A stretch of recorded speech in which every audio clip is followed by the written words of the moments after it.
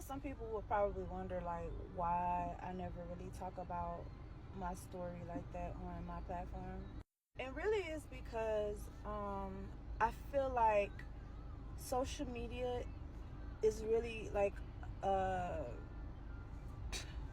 hop on the trend place. It's an unreal place. And my story is very real. And it was very traumatic for me. And to be quite honest with you, another part of the reason why I withheld and I just kept what I went through to myself between me, God, my therapist, and my family, and those that were around that seen it and that know what I went through, is out of fear. They will drive you to fear. They will make you afraid of them for speaking, for saying something. So to alleviate any issues or him like contacting me some kind of way or sending a message to me or whatever, I would just refrain from talking about it publicly. I didn't want, it's not that I was in fear that he was going to do something to me, because I'm not near him. He's in a whole nother state. It's just the mental. I was still trying to get my own mind back. He robbed me of a lot of things, and a lot of my self-worth was included in that, and a lot of my thinking, processing included that. Like, I literally was losing my mind. I had already lost who I was. And so when I finally got out of the marriage, I still didn't talk about it, because I was going to counseling. I was dealing with it. I was dealing with myself. God was working on me. It was a lot going on.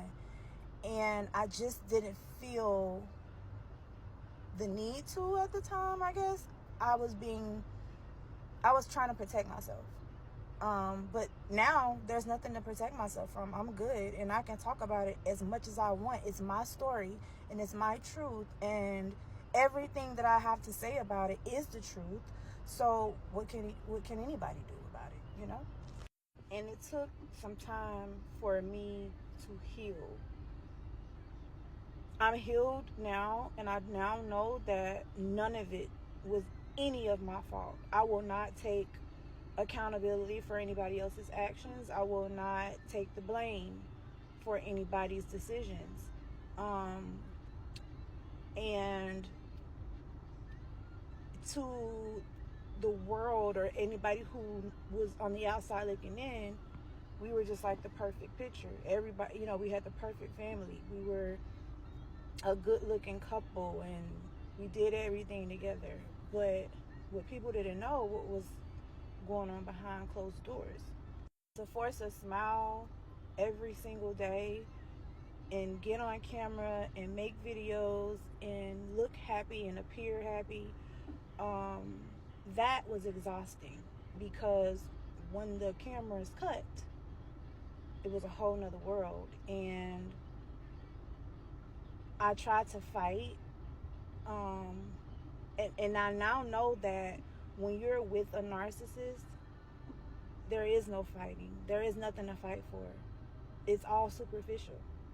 To go back to what I was saying, like, social media will learn of a word and take it and drive it in the ground, and everybody starts using it, even out of context, and not even know what the word means.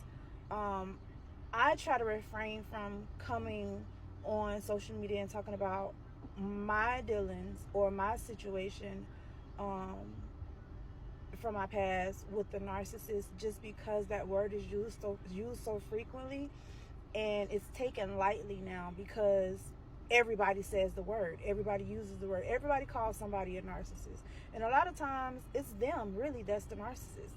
And I just don't ever want to feel like my story is minimized, because it was very big in my life. That marriage almost drove me to myself, literally. I wanted to unalive myself because of that marriage. It brought on mental illness for me. Like, I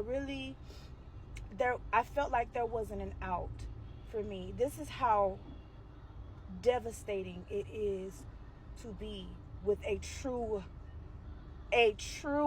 real, authentic narcissist. So when I hear people using that word, it's like, just because somebody has characteristics that you don't like, it does not make them a narcissist. It takes you to actually be with a true narcissist to get the true and real and the raw and uncut impact it has on you, has on your psyche, has on your mental, has on your physical. When I tell you, I stayed so sick that entire marriage. My skin was horrible. I could not clear my skin. My hair was falling. My hair was thinning, and I had gained so much weight. It was horrible. I can't put it in. I'm gonna write a book to try to explain the best way that I can, but because I disassociated so much, there are holes in a lot of the events that took place. But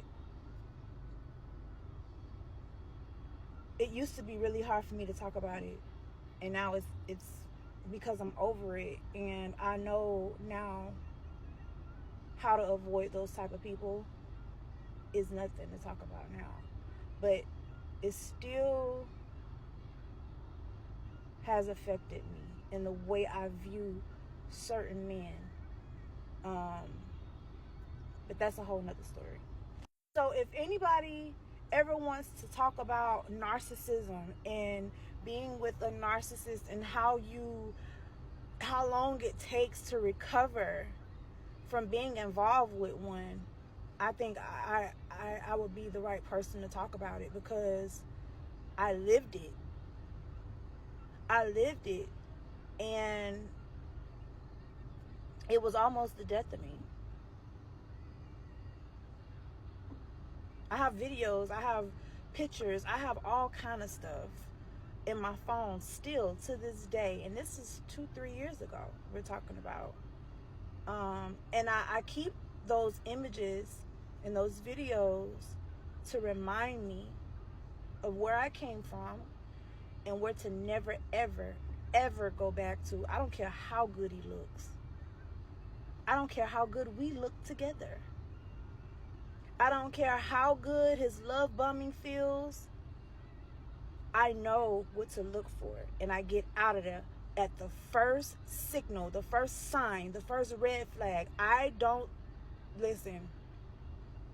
You got one time with me. I've learned. Yeah, I learned from my mistakes. I learned from my past experiences, and I apply them to my future decisions, my future situations. And I hope and I pray that whoever sees this video and you see yourself, or you feel that you may be in the same type of situation or close to, I hope that this video can edify you and propel you to have the courage to leave. It is not worth it. They're not worth it. You're worth it. So I hope that this helps somebody. It's not often that you'll catch me being very vulnerable with my feelings, but I do have them, and I do have a past, and I have been hurt very deeply, and there is a brighter side. There is a greater side to it. You just gotta have the courage and the strength to fight and get up out of there and make up in your mind and understand who you are as a person, and that you are more than enough. You're God's gift, and don't let nobody make you feel any different. Don't let anybody make you feel inadequate. Don't let anybody disrespect you, belittle you, or anything in a marriage, outside of a marriage, it doesn't matter. We all have to hold our own, and we all should be treated the way the Lord intended for us to treat each other. And so I'm going to stand on that forever, forever, forever, forever, forever. And I hope you do too. Love y'all.